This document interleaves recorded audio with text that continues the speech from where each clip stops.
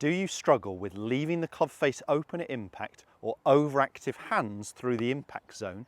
If so, stay tuned for more info. I've got a great drill and swing feeling for you to take to the course next time.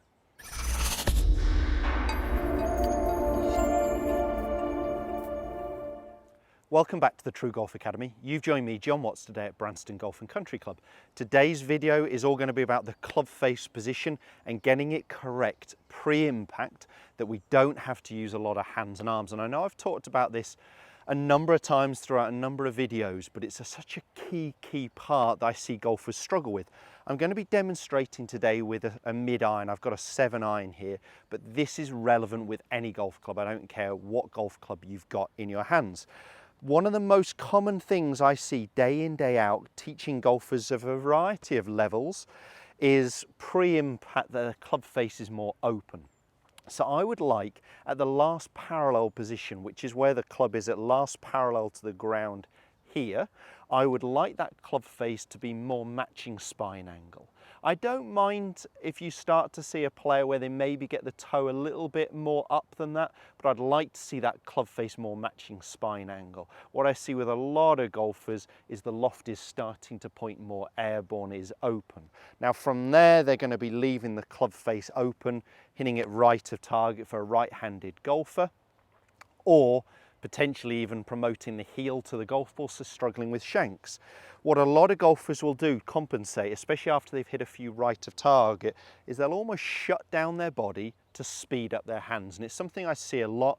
And using my body track system where it can measure where your pressure is, I see it. I see golfers get their pressure towards their lead side, but through impact, they actually start backing up and their pressure is going away from the target.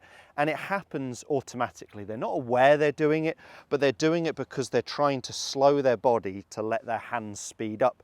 And through impact from this sort of camera angle, we tend to see their trail hand, so for me, my right hand, really quickly past the lead hand, closing that club face in an aid to try and square the face. Now, you may do that at times, but to do that consistently, good luck. You know, it's really tough. If we've got that face way open and we're relying on flash speed, hand speed through impact, we're not really going to be hitting very consistent straight shots. It's very tough to do that.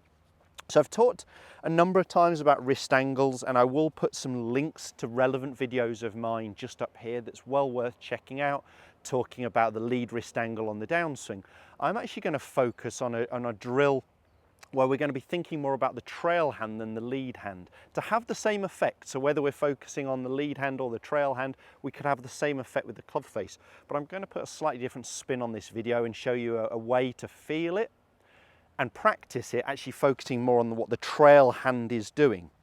So what I said I like to see pre-impact at that last parallel position is that club face pointing a little bit more downwards, more matching spine angle rather than open.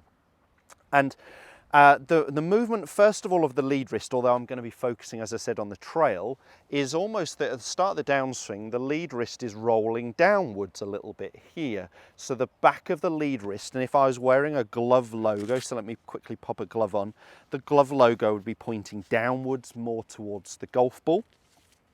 So the movement would be that lead wrist rolling downwards, so it's pointing a little bit more down to achieve the club face position I would like to see. What you see with a number of very elite golfers playing some great golf right now is potentially the club face even more turned down than that, and they're really not having to use much hand action through impact. It's much more body rotation.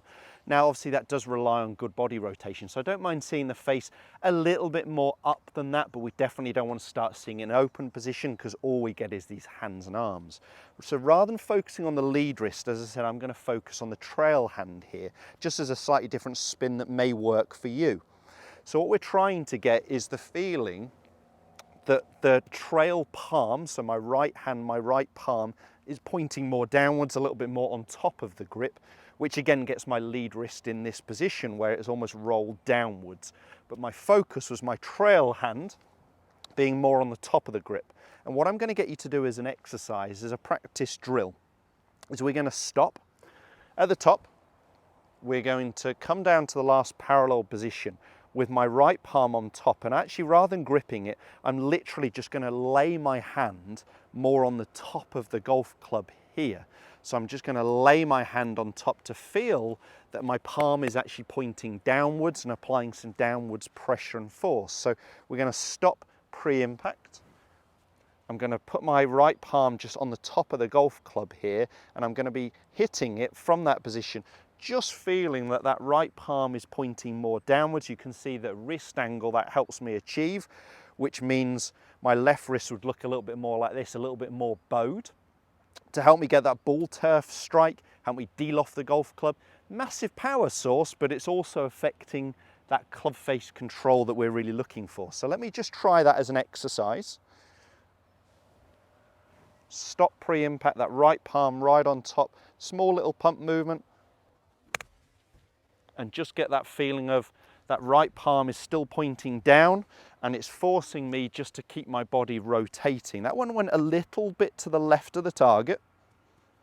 Now, I would say feel this in practice, in the garden, airflow balls, on the driving range, maybe as a part of a practice swing. I'm not saying and suggesting you focus a lot of the wrists in the full swing, but we've got to take it to the course at some point after doing the drills and the exercises with it. So it would be a practice swing, feeling either what my lead wrist is doing, rolling downwards, or that my right palm stays on top. And if you're someone who's been leaving that face open, so for a right-handed golfer, missing target to the right, or you know from video that you're having to rely a lot on hands and arms through impact, this is a great drill and a great feeling for you. Now, if you get that club better, but you've still been using hands, you may initially hit the ball further left. Not because we got the club face too closed here, but you've been used to compensating. You will get out of that, especially from doing these drills. So let me do one more of the exercises. I'm not going to worry about hitting a full one in this video at the minute. So stop at the top, down to last parallel, that right palm more on top. For me, my trail hand pointing down. And just really getting that sensation, and I'm keeping that trail palm pointing more downwards to get the wrist position I really want with my lead wrist and my trail wrist through impact to help me create the right loft, get that downward angle of attack. It's a massive power source, but it's also really affecting this club face control, which is ultimately what we need for straighter shots. If that video, if that drill has helped, please hit the thumbs up. Do put some comments below. It's great to hear from you, any videos you'd like to see, and make sure you subscribe to my channel. It's the best way to show support, and make sure you never miss a video again, at least 2 videos a week, and hopefully that will have helped you. Cheers, guys.